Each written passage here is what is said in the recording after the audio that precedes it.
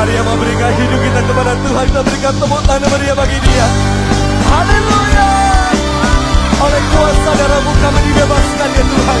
Kami dimenangkan oleh-Mu.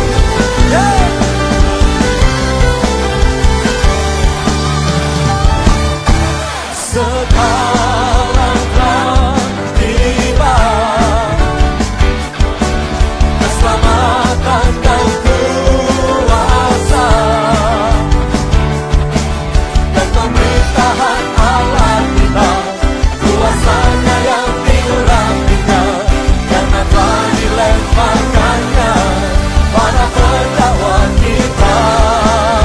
Sekali lagi katakan, sekarang telah tiba keselamatan, keselamatan dan kuasa dan pemerintahan Allah kita, kuasanya yang diurapinya, karena telah dilemparkannya pada pendakwa kita. Oleh darah Anak domba, oleh kesaksian kita, iblis dikalahkan, kuasanya dihancurkan oleh darah Anak domba. Sekarang telah tiba keselamatan dan kuasa dan pemerintahan Allah kita, kuasanya yang diurapinya, karena telah dilemparkannya pada pendakwa kita. Mari Bapak katakan, katakan, oleh darah Anak domba, oleh kesaksian kita, oleh kesaksian kita. Biar bantu saudara, iblis dikalahkan, kuasanya dihancurkan oleh darah Anak domba. Mari cuma saja katakan, oleh darah Anak. Mari lebih lagi saudara, dengan iman percayamu katakan,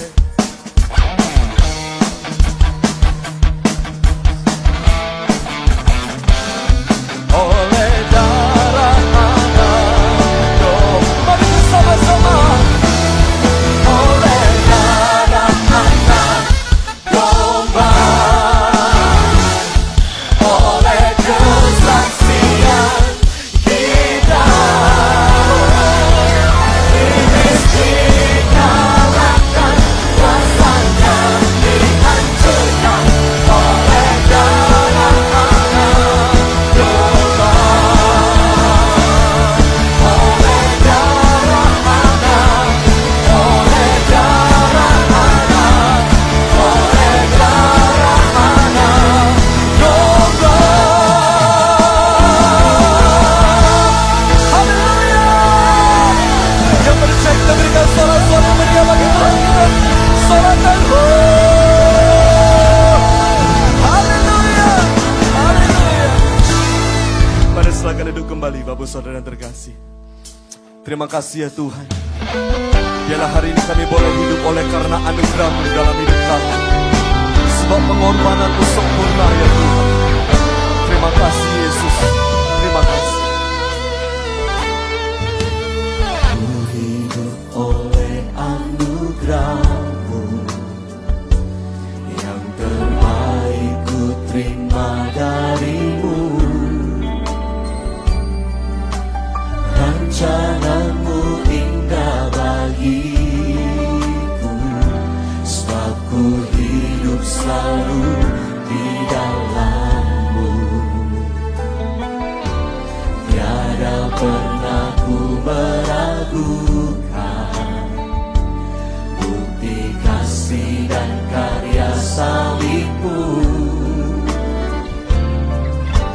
Kau telah mati gantikan hidupku, sebab itu ku selalu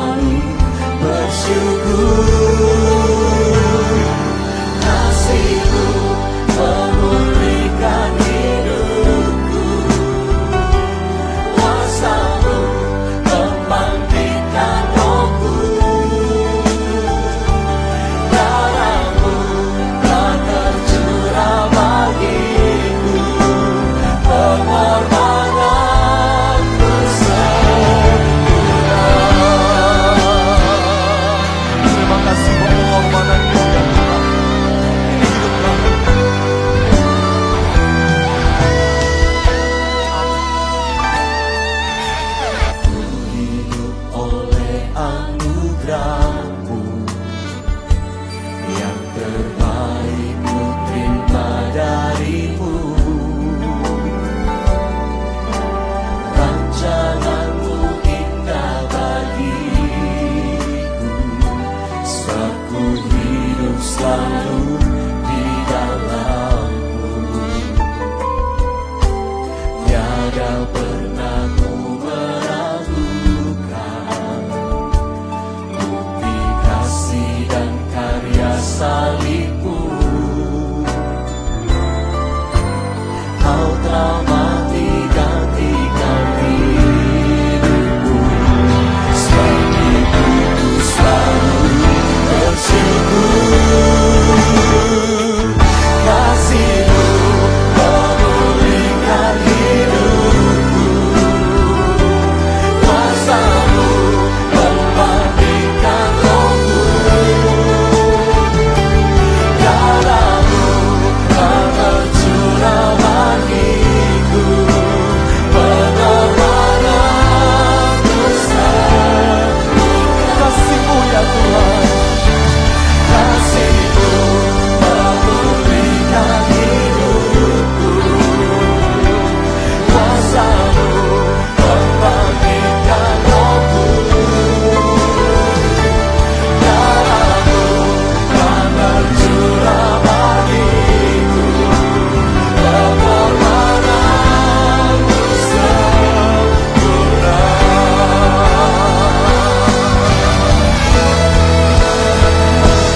Kasih-Mu memulihkan hidupku, kuasa-Mu membangkitkan roh setiap kami, membangkitkan rohku, darah-Mu telah tercurah bagiku, pengorbananmu sempurna. Kasih-Mu ya Tuhan, kasih-Mu memulihkan hidupku, amin. Kuasa-Mu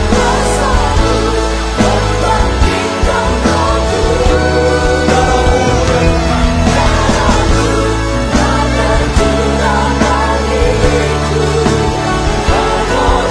darah-Mu telah tercurah bagiku, pengorbananmu sempurna. Kasih-Mu memulihkan hidupku, kuasa-Mu membangkitkan rohku, darah-Mu telah tercurah bagiku, pengorbananmu sempurna, pengorbananmu sempurna, pengorbananmu sempurna.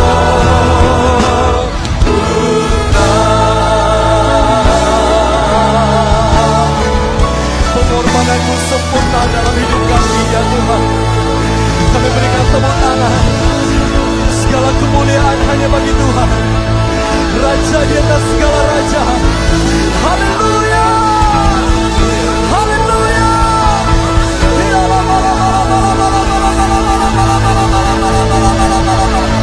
Kami memuji-muji-Mu di tempat ini ya Tuhan. Haleluya.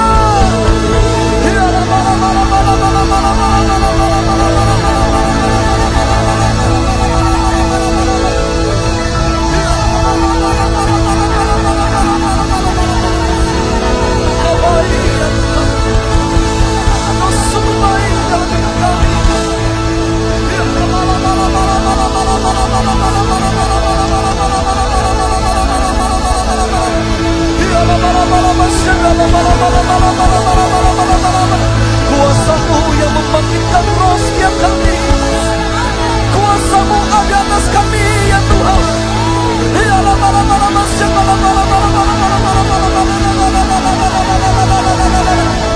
Mari bersama-sama kita boleh bangkit berdiri, Bapak Saudara.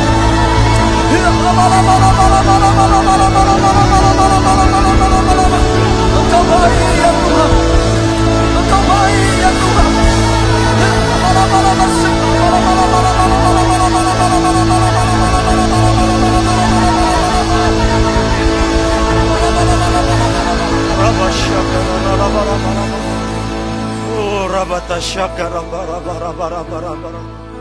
Sungguh Engkau besar, dahsyat di antara setiap kami.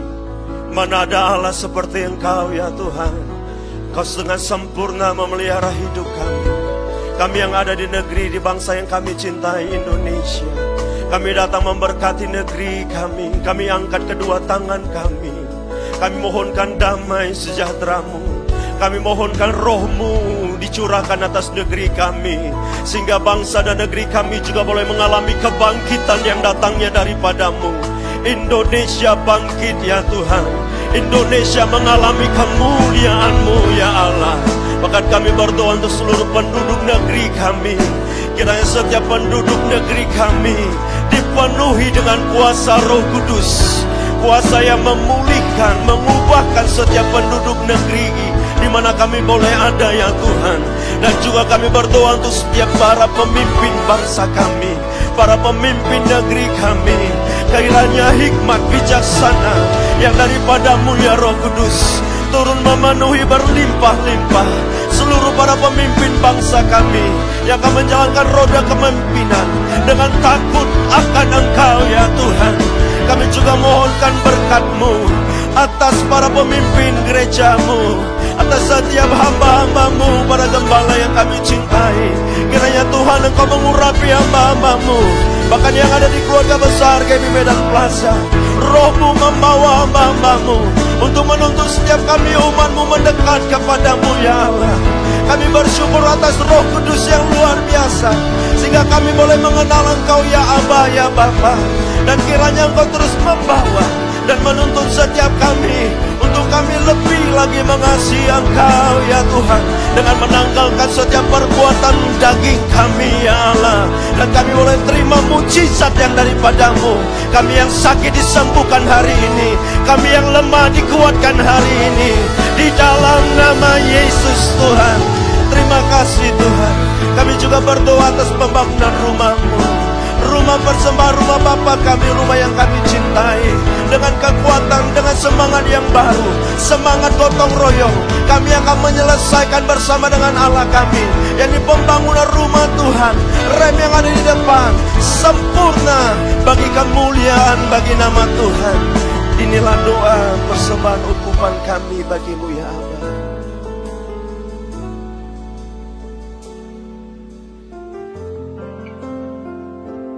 Bukan dengan barang fana Kau menebus dosaku, dengan darah yang mahal, tiada noda dan celah. Bukan dengan emas perak Kau menebus diriku, oleh segenap kasih dan pengorbanan-Mu.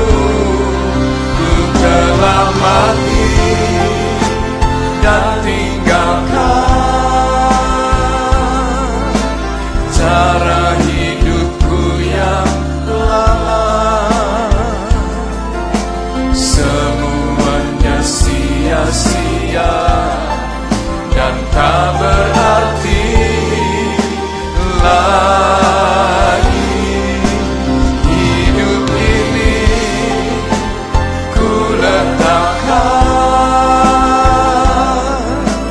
pada mezbah-Mu ya Tuhan. Jadilah padaku seperti yang Kau ingini. Silakan duduk saudara. Mari yang perempuan. Bukan dengan barang fana Kau membayar dosaku, dengan darah yang mahal, tiada noda dan celah. Mari bersama-sama. Bukan bukan dengan emas perak. Kau menebus diriku oleh segenap kasih dan pengorbananmu. Ku telah mati dan tinggalkan cara hidupku yang lama. Semuanya sia-sia dan tak berarti lagi. Hidup ini ku letakkan pada mesbah-Mu ya Tuhan. Jadilah padaku seperti yang Kau ingini. Ku telah mati dan tinggalkan cara hidupku yang lama. Semuanya sia-sia dan tak berarti lagi. Hidup ini ku letakkan pada mesbah-Mu ya Tuhan. Jadilah padaku seperti yang Kau ingini. Ku telah mati dan tinggalkan cara hidupku yang lama. Semuanya sia-sia dan tak berarti lagi. Hidup ini ku letakkan pada mesbah-Mu ya Tuhan. Jadilah padaku seperti yang Kau ingini. Ku telah mati dan tinggalkan cara hidupku yang lama. Semuanya sia-sia dan tak berarti lagi. Hidup ini ku letakkan pada mesbah-Mu ya Tuhan. Jadilah padaku seperti yang Kau ingini. Jadilah padaku seperti yang Kau ingini. Jadilah padaku seperti yang Kau ingini.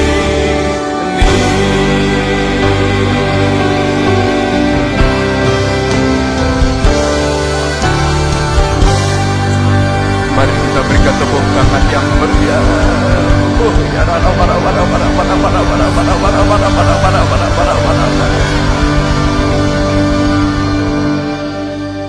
Tuhan, kami akui kesalahan-kesalahan dan kelemahan-kelemahan yang ada dalam hidup kami.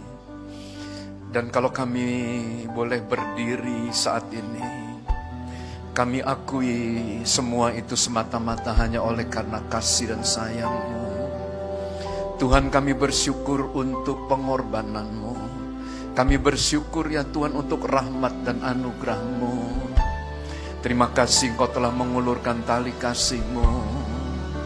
Dan kami berdoa saat ini, mari ya Tuhan, Engkau menarik kami untuk datang lebih lagi. Kami boleh menikmati kasih-Mu yang begitu besar atas kami.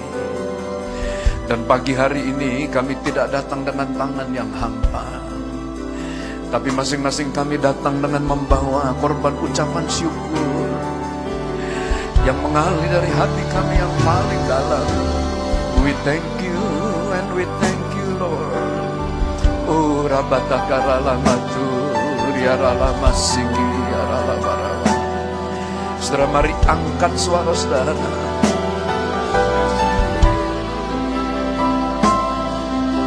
Angkat roh saudara. Terima kasih, terima kasih. Kami bersyukur. Nama ya lama satu.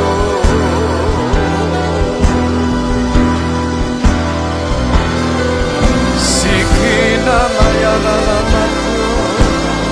We bless you and we bless you Lord. Oh rabatakara lama. Ya lama pada. Bagimu sembah kami. Oh rabaya rabatakara lama. Ya lama pada. Bagimu pujian kami.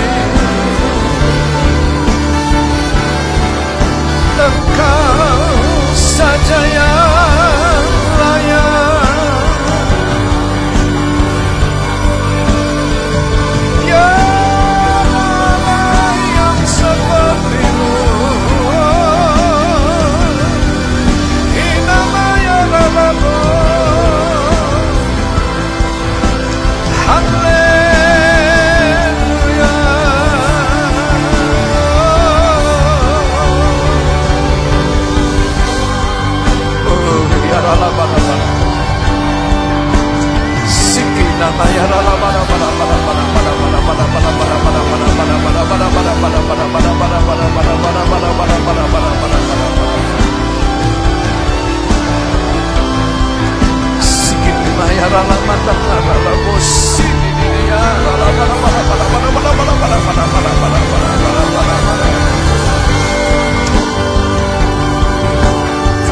Hadirat-Mu, hadirat-Mu, ya Tuhan, hadirat-Mu.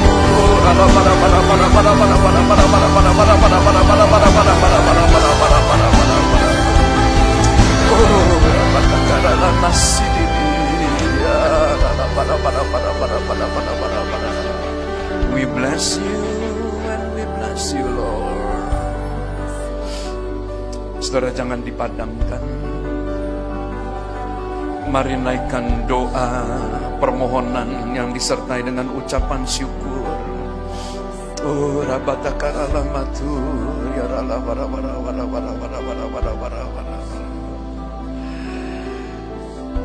we bless you, we bless you, we bless you Lord. Oh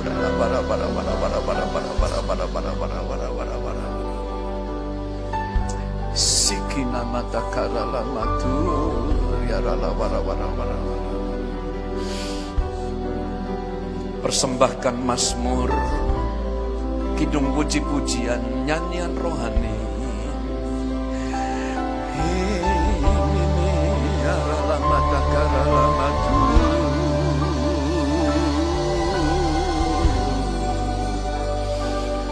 Haleluya,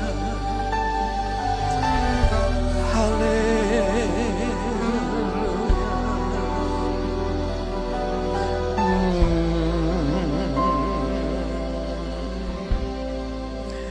We worship you and we worship you Lord. Saya panggilkan anak Aiden Lowell Sah. Anak ini akan diserahkan kepada Tuhan.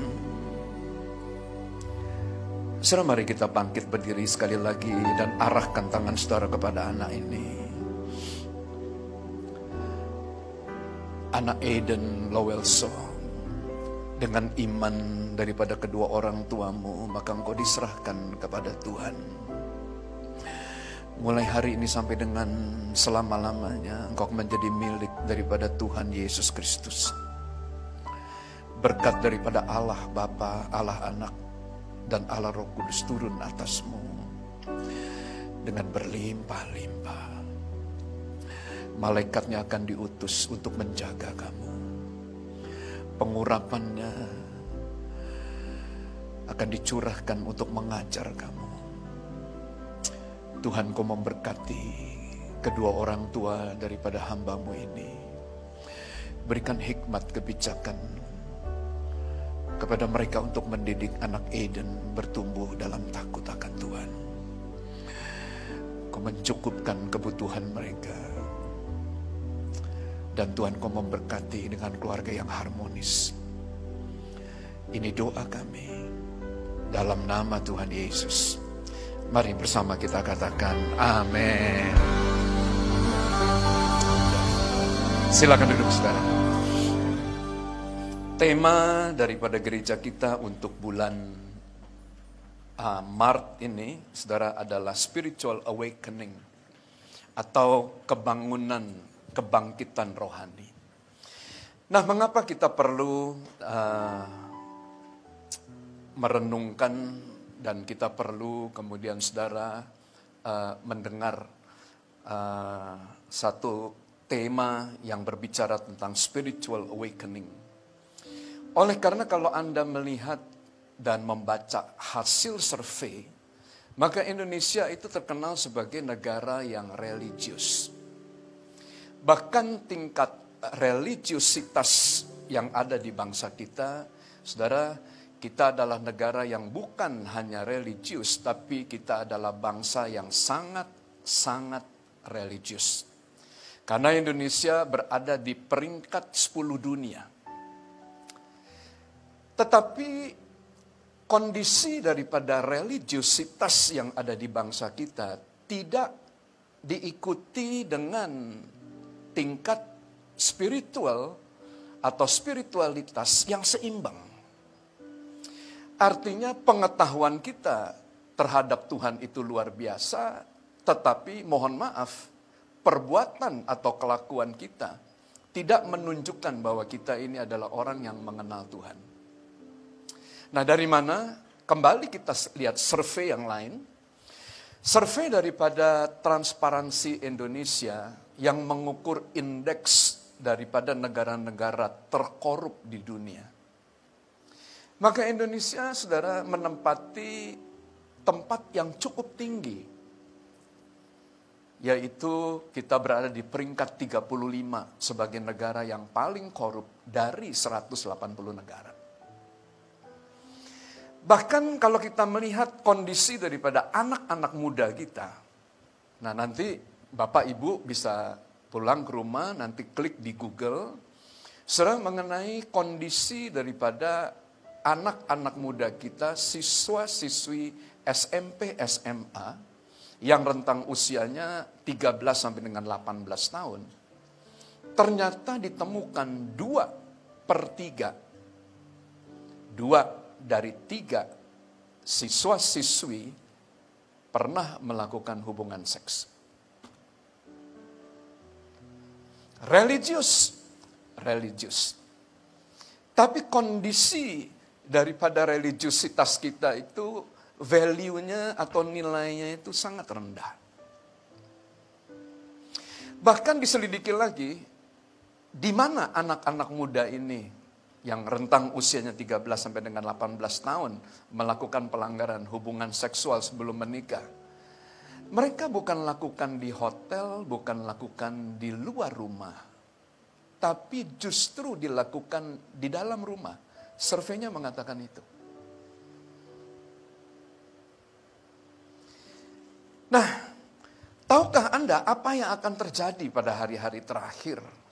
Matius pasal 24 ayat yang ke-38 mencatat ada 2 hal yang perlu kita perhatikan yang merupakan dosa yang sangat spesifik di hari-hari terakhir, yakni orang akan makan minum, dan yang kedua, kawin dan mengawinkan. Saudara, kita seringkali berjaga-jaga terhadap hal kawin dan mengawinkan. Oleh karena ada firman yang berkata, jangan berzina. Oleh sebab itu kita berhati-hati untuk menjaga pernikahan kita.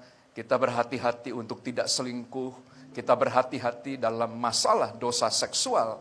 But kita lupa. Lupa bahwa makan dan minum, saudara, ditaruh itu sejajar dengan kawin dan mengawinkan.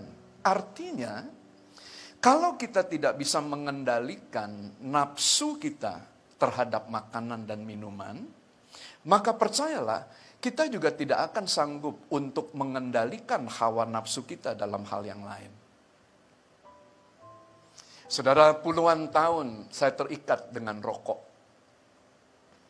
Dan kemudian pada tahun 84, Tuhan melepaskan saya, dan saya berhenti merokok. Dan pada waktu saya terjun dalam pelayanan, maka jemaat-jemaat yang merokok bertanya kepada saya, Pak Pendeta, di mana ayatnya nggak boleh ngerokok? Nah, maka saya katakan nggak ada ayatnya. Tidak ada ayat yang spesifik melarang bahwa kita tidak boleh merokok. Tetapi ada suatu pengertian yang perlu ditangkap. Apabila kita tidak berkuasa untuk menahan hawa nafsu merokok, percayalah, Anda juga tidak bisa menahan hawa nafsu untuk marah. Karena sama-sama. Dosa yang pertama di Taman Eden, saudara, bukan jangan berzina. Dosa pertama dalam Taman Eden, Tuhan berkata, jangan makan. Nah, mengapa hal penguasaan diri ini penting? Ya, saudara, karena Alkitab mencatat, kita bukan makan untuk hidup, bukan hidup untuk makan. Tetapi 1 Korintus 6:13-15 berkata, makanan adalah untuk perut dan perut untuk makanan, tetapi kedua-duanya akan dibinasakan Allah. Di sini, tubuh bukan untuk percabulan, melainkan untuk Tuhan dan Tuhan untuk tubuh. Bisa katakan amin? Bisa katakan amin? Oleh sebab itu, Alkitab mengajarkan kepada kita, muliakanlah Tuhan bukan dengan kekayaan kita. Bukan dengan pujian dan penyembahan kita. Bukan. Muliakanlah Tuhan dengan tubuhmu. Katakan sebelah kiri kanan Anda, muliakan Tuhan dengan tubuh kita. Bisa katakan amin? Bisa katakan amin? Nah, Bapak Ibu yang dikasih oleh Tuhan, tahukah Anda bahwa melalui apa yang kita makan dan apa yang kita minum, maka kita bisa mengetahui ukuran iman dari seorang. Nah, saya berharap saudara tidak lagi kemudian ada kumpulan ibu-ibu yang membawa kantong kresek pada waktu pesta. Ya, karena Medan terkenal dengan kantong kreseknya. Nah, Alkitab mencatat, saudara, janganlah kamu memikirkan hal-hal yang lebih tinggi daripada yang patut kamu pikirkan, tapi hendaklah kamu berpikir begitu rupa, sehingga, garis bawahi, kamu menguasai diri menurut ukuran iman yang kamu miliki. Makan, minum, gak salah. Karena untuk hidup kita perlu makanan, kita perlu minuman. Makanan akan membuat kita tertawa, minuman akan memeriahkan hidup. Tanpa makanan dan minuman, maka tidak ada yang namanya kebahagiaan dan keriangan dalam hidup ini. Tetapi, saudara, jangan sampai Anda tidak bisa menguasai diri. Saya banyak melihat, ya, pada suatu hari, ini Obed pernah heran-heran pada waktu saya memimpin kebaktian penghiburan dari seorang hamba Tuhan. Saudara, saya bukan hadir untuk menghibur, untuk menguatkan keluarga yang ditinggalkan. Tapi hari itu tidak tahu kenapa, tiba-tiba saya dipenuhi dengan amarah yang sangat besar. Dan di mimbar di kebaktian penghiburan saya marah-marah. Why? Karena pendeta sekarang bukan meninggal karena keletihan dalam pelayanan.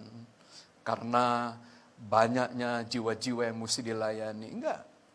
Meninggal karena sendok. Makan nggak bisa ngontrol sehingga tekanan darahnya tinggi, kolesterolnya tinggi, asam uratnya tinggi. Tahukah Anda bahwa Alkitab mencatat penguasaan diri, saudara, itu sangat ditentukan oleh ukuran iman.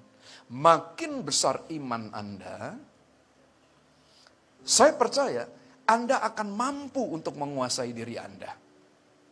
1 Korintus 9 ayat 25, bahwa kita semua sedang berada dalam suatu pertandingan dan kita berlari untuk memperoleh mahkota kehidupan kita.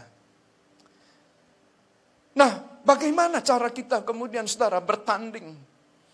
Kita tidak dipertandingkan dengan berapa besar pengetahuan dan ayat Alkitab yang kita ingat. Kita tidak diukur dari berapa banyak berkat yang kemudian kita miliki, berapa besar gereja yang kita gembalakan. No. Kita bertanding dalam satu pertandingan untuk menguasai diri. Dalam segala hal. Marah boleh, marah-marah yang tidak boleh.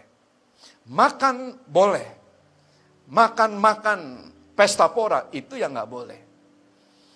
Kita mesti belajar untuk mengendalikan diri kita. Why? Kolose 3 ayat yang kelima. Penyembahan berhala, saudara, berubah bentuk. Bukan lagi kita datang ke kuil dan kemudian ada patungnya di sana, ada dewanya di sana dan kita sujud menyembah, kita membawa persembahan kepada dewa-dewa. Enggak. Orang yang hidup secara duniawi, orang yang commit dengan percabulan, dengan nafsu jahat, keserakahan, itu sama dengan penyembahan berhala. Jadi jangan Anda pikir begini, oh korupsi biasa. No. Kenapa orang korupsi? Karena tidak puas, serakah. Dan keserakahan itu identik dengan penyembahan berhala pada zaman now. Saudara yang dikasihi oleh Tuhan, oleh sebab itu saya berdoa, biarlah di dalam gereja ada perubahan. Jangan sampai survei lagi yang mengatakan, kalau ada 10 orang Batak masuk ke gereja, maka hanya 2 yang jadi Kristen. 8 tetap orang Batak. Artinya galaknya tetap galak, garangnya tetap garang. Religius. Tapi nilai spiritualnya itu tidak ada. Saya berdoa biarlah melalui tema kita di sepanjang daripada bulan Maret ini, kita merubah wajah daripada Sumatera Utara.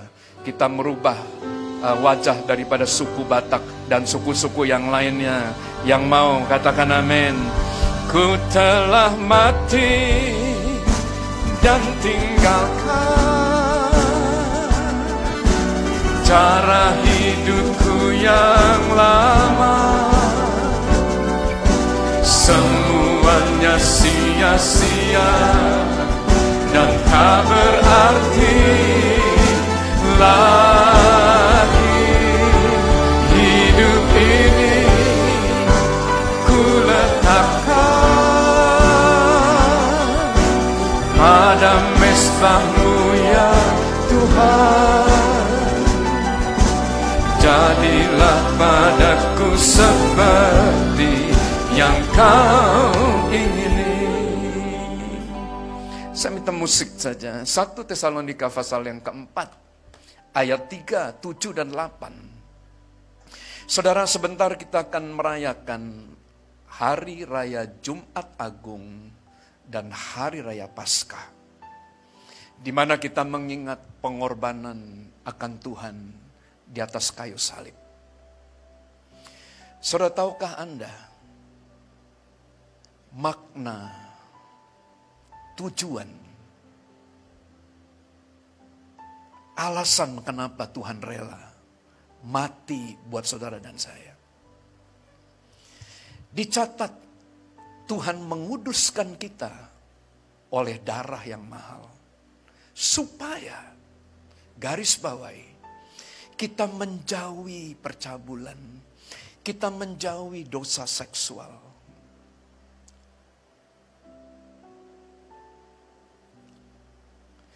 Saudara, banyak yang berpikir, kan gak apa-apa. Tiap hari Minggu kan ada pengakuan dosa. Yang mengajarkan kepada kita, Ia adalah setia dan adil. Jika kita mengaku dosa kita, maka Tuhan akan mengampuni dosa kita. Sekalipun dosa kita merah seperti kirmisi, akan menjadi putih seperti salju. Sekalipun dosamu merah seperti kain kesumba, akan menjadi putih seperti bulu domba. It's true. But, perhatikan ayat ini baik-baik. Orang yang tidak mau bertobat atau berbalik daripada dosa percabulan, dosa perselingkuhan, dosa seksual, dosa makan minum yang berkaitan dengan hawa nafsu dan kedagingan, maka pada hakikatnya mereka itu menolak Tuhan. Saudara, jangan lupa, dosa yang lain terjadi di luar tubuh. Dosa makan minum, kawin dan mengawinkan, Anda berdosa kepada diri Anda. Anda sehat karena apa yang Anda makan dan apa yang Anda minum.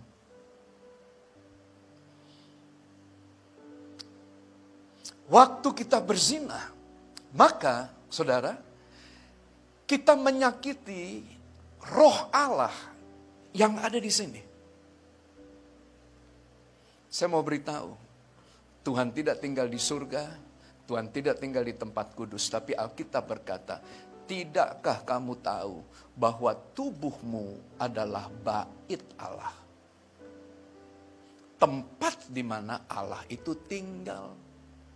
Waktu kita membawa tubuh ini kepada percabulan, kepada kecemaran, dan kita, saudara, tidak terkontrol lagi dengan makanan dan minuman. So, artinya kita menolak dia dan berkata, Tuhan, sorry, Tuhan kos dulu di tempat yang lain. Karena saya nggak nyaman dengan Tuhan. Nah, oleh sebab itu, ya, lihat. Di dalam kitab Wahyu, saudara, ada satu spirit yang disebut dengan pengajaran daripada Bileam.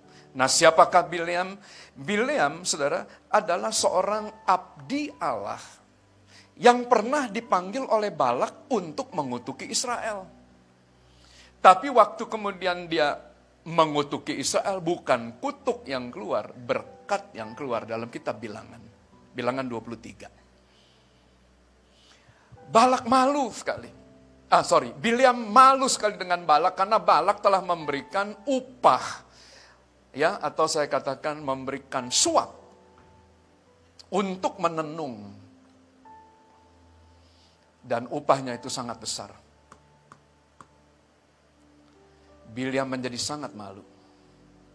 Tapi kemudian Bileam berkata begini kepada Balak. Kamu gak bisa ngalahkan Israel. Kecuali kamu buat Allahnya Israel marah kepada Israel. Pada waktu Israel melawan Allahnya sendiri, di situ dia akan kalah. Balak tanya, gimana caranya? Maka Bileam berkata, dua hal. Kasih mereka makan, dan kasih perempuan-perempuan kamu untuk berzina dengan mereka. Saudara, Wahyu pasal yang kedua ini ditulis oleh Yohanes kepada jemaat yang ada di Pergamus. Saudara, ternyata di Pergamus ada tahta di mana iblis itu duduk. Apa artinya? Artinya begini, Iblis nggak peduli dengan gereja Pergamus yang ada di sana. Sekalipun ada roh Allah di sana, dia nggak peduli. Nah, apa yang kemudian diajarkan sehingga Anda lihat di tengah-tengah gereja tetap ada yang namanya itu tahta iblis. Gini ya, nanti Anda study nih. Anda lihat, di mana kuasa kegelapan yang paling kuat? Selalu ada di daerah-daerah Kristen.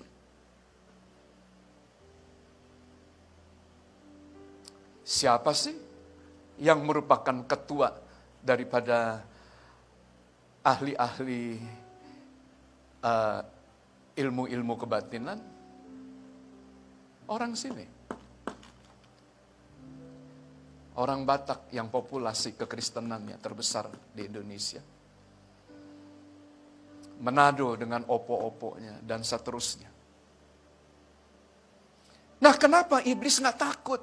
Karena iblis hanya mengajarkan dua hal yang sangat sulit untuk ditolak. Yakni, saudara, dia tidak mengajarkan Anda untuk nyembeli ayam, persembahkan darah, enggak. Dia kasih Anda makan minum, dia kasih Anda perempuan-perempuan yang cantik, laki-laki yang ganteng. Nah, hiduplah dalam perzinahan. Ke gereja nggak apa-apa, nanti kamu minta ampun selesai. Wait a minute. Anda baca ayatnya, diulang 2 kali. 1 dalam perjanjian lama, 1 dalam perjanjian baru. Waktu Tuhan lihat Israel berzinah dengan perempuan-perempuan Amon, naik pitam. Tuhan naik di pitam dan dicatat dalam Alkitab 24.000 orang pada hari itu mati. Bukan mati di medan pertempuran, bukan mati di padang gurun, mati karena Tuhan marah. Kenapa dia marah? Karena dia tinggal di sini, Pak. Ingat loh, bangun tempat kudus buat apa? Supaya aku akan diam bersama-sama dengan kamu. Aku akan tinggal bersama-sama dengan kamu. Saudara, gampang. Kalau saya ingin tahu sampai seberapa jauh ukuran iman kita, sampai seberapa jauh kerinduan kita untuk hidup kudus, sederhana. Lihat saja pembangunan rumah Tuhan. Pada waktu kita ingin hidup kudus, saya percaya pembangunan rumah Tuhan akan selesai dalam waktu yang sesingkat-singkatnya. Tapi waktu kita menolak, maka percayalah pembangunannya akan berjalan pelan, dan pelan. Oleh sebab itu saya berdoa, biarlah ini menjadi doa kita. Ku telah mati dan tinggalkan cara hidupku yang lama. Semuanya sia-sia dan tak berarti lagi. Hidup ini ku letakkan pada mezbah-Mu ya Tuhan. Jadilah padaku seperti yang Kau ingini. Saya akan tutup, saudara. Saya minta musik mainkan lagu ini.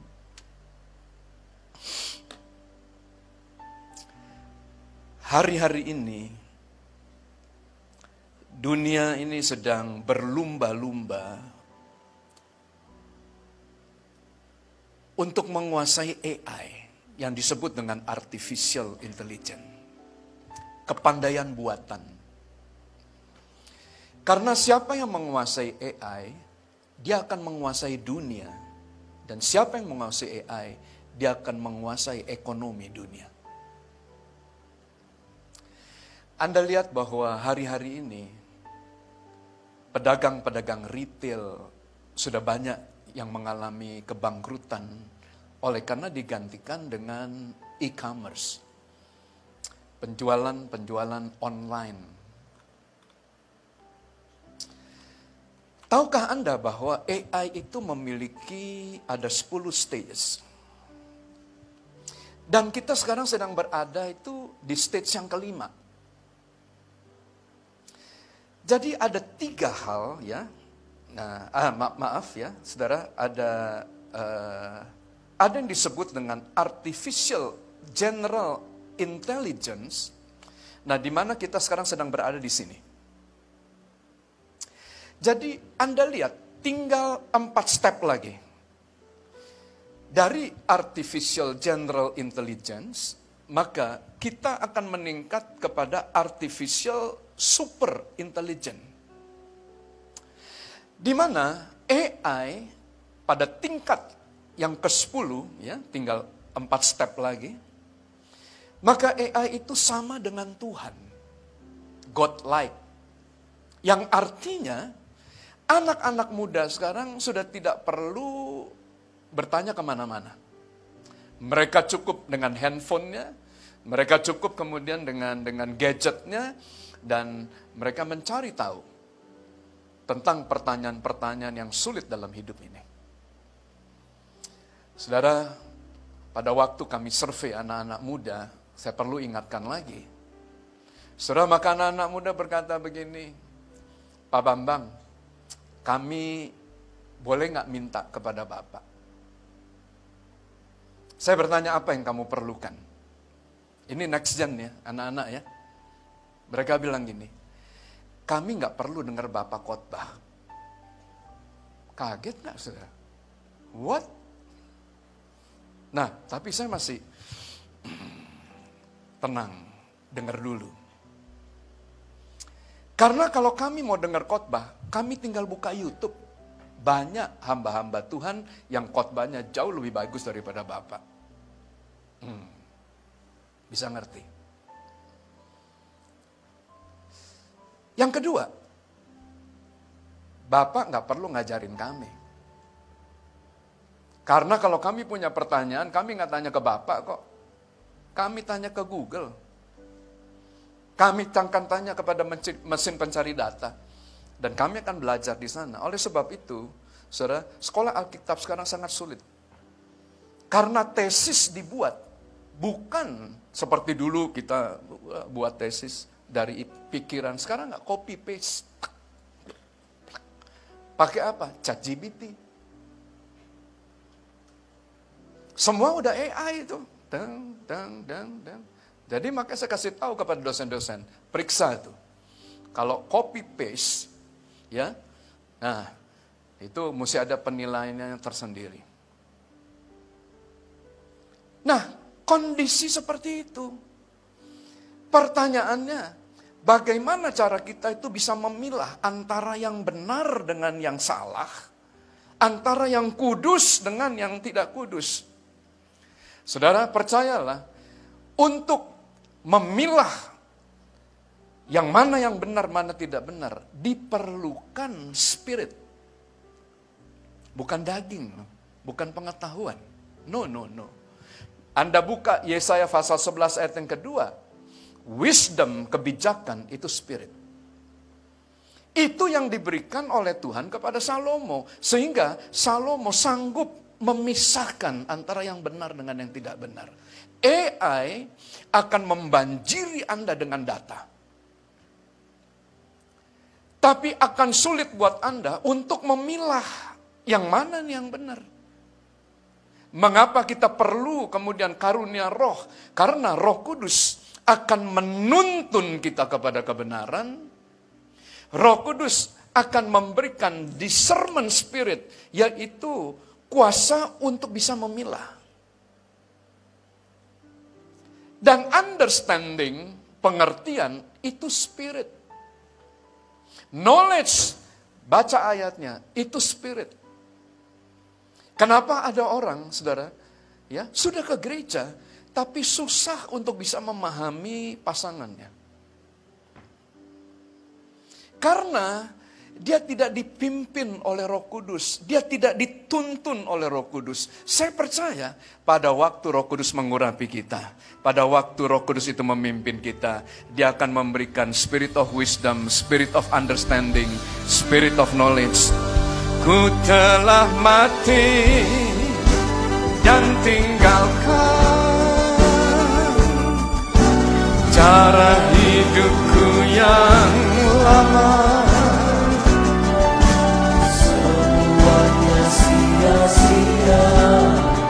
Mari kita bangkit berdiri. Lagi ku letakkan pada mezbah-Mu ya Tuhan. Jadilah badanku seperti yang Kau ingini. Saya ingin perlihatkan slide yang terakhir. Pada suatu hari, maka Tuhan Yesus diperhadapkan dengan seorang perempuan yang kedapatan berzina. Sampai hari ini saya bertanya, orang berzina tidak mungkin sendirian. Kemana laki-lakinya? Itu tidak terjawab sampai dengan hari ini. Hukum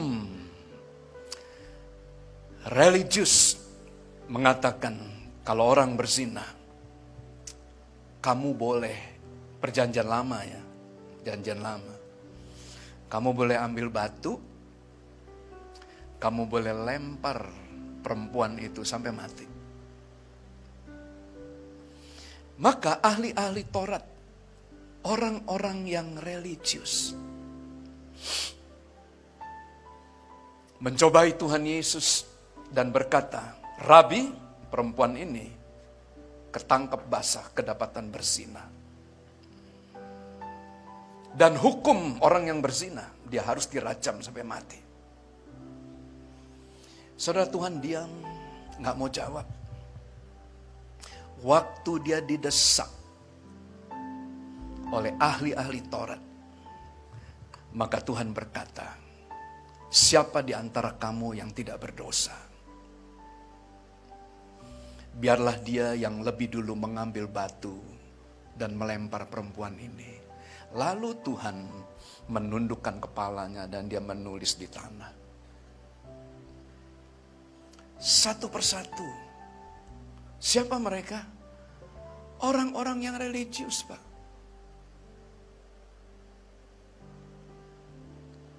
Mereka guru, mereka pengajar, tapi mereka tahu mereka juga berdosa.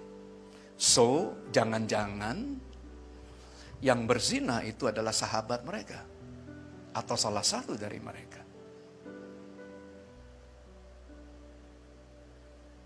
Waktu semua orang meninggalkan perempuan ini, maka perempuan ini bertanya,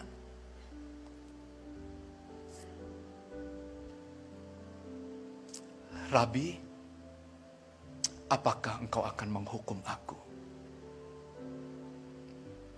Maka Tuhan berkata, tidak. Aku tidak akan menghukum kamu. Pergilah. Tapi satu hal kamu ingat. Jangan berbuat dosa lagi. Sin no more. Artinya, Tuhan mengampuni, but jangan berbuat lagi. Stop. Kata bertobat artinya kita berhenti melakukan perbuatan yang menyakiti hati Tuhan dan kita berbalik. Saudara, hari ini mari kita buka kedua tangan kita. Sebagai tanda kita membuka hati. Pergilah dan jangan berbuat dosa lagi. Sin no more. Oh, Rabatakala. Tuhan, kami akui kelemahan kami. Tuhan, kami akui pelanggaran-pelanggaran kami. Dan saat ini kami tidak minta kekayaan. Kami tidak minta nyawa musuh-musuh kami. Tapi kami berdoa, ya Tuhan, berikan kami roh-Mu yang kudus, sehingga kami dapat menguasai diri kami. Inamaya ralama sando, ralamaya ralamaku, siki namaya ralamo. Roh Kudus penuhi kami. Roh Kudus kuasai kami. Oh ya Roh Kudus lepaskan kami. Oh ya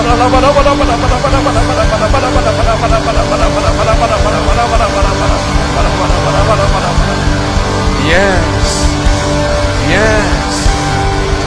Oh bangkitkan karunia-karuniamu.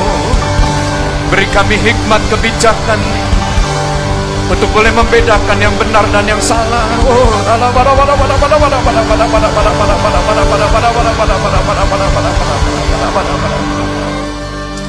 Tuhan, Kau memberkati pekerjaan, pelayanan, perjalanan daripada hamba-hambamu, usaha, sehingga tidak ada seorang pun dari antara kami yang gagal.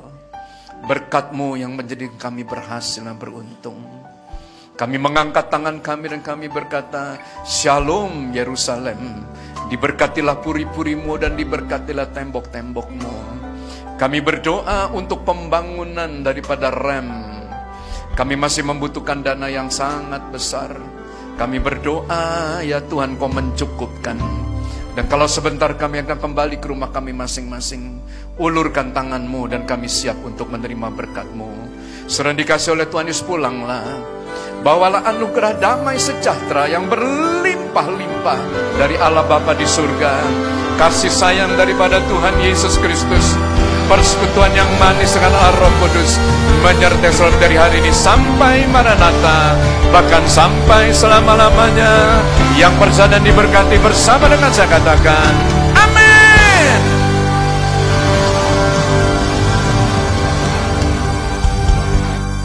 Puji nama Tuhan. Bagi Anda yang ingin memberikan persembahan, Anda bisa memberikannya dengan cara memasukkannya ke dalam kotak-kotak persembahan atau dengan cara memasukkan QR dari gereja kita.